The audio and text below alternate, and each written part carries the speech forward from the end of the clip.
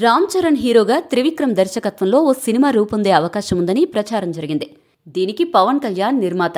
ఆయన రికమెండేషన్తోనే సుకుమార్ సినిమా కంటే ముందు ఈ సినిమా చేయడానికి చరణ్ అంగీకరించాడని కూడా ప్రచారం హోరెత్తింది.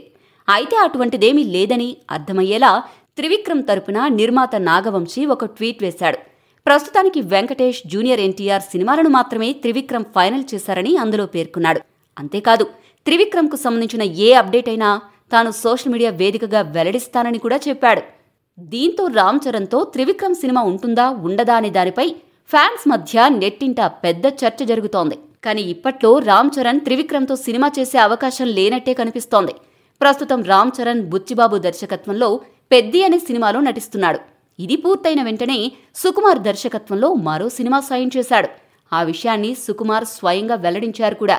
ఈ మూవీ పూర్తయిన తర్వాత త్రివిక్రమ్తో సినిమా చేయాలి అనుకున్నాడు. కానీ కొన్ని కారణాల వల్ల ఆ సినిమాను పక్కన పెట్టేశాడు.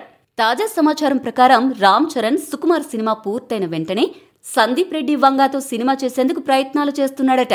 ఈ సినిమా దాదాపు ఫైనల్ అయినప్పటికీ అధికారికంగా అనౌన్స్ చేయకపోతే నిజమని చెప్పలేం. కాబట్టి త్రివిక్రమ్ రామ్ చరణ్ సినిమా ప్రస్తుతానికి ఆగిపోయింది. భవిష్యత్తులో ఉండొచ్చు లేదా ఉండకపోవచ్చు. త్రివిక్రమ్ చెప్పిన కథ రామ్ చరణ్కు నచ్చినప్పటికీ కొన్ని ఇంటర్నల్ ఇష్యూస్ వల్ల ఆ సినిమాను పక్కన పెట్టినట్లు తెలుస్తోంది.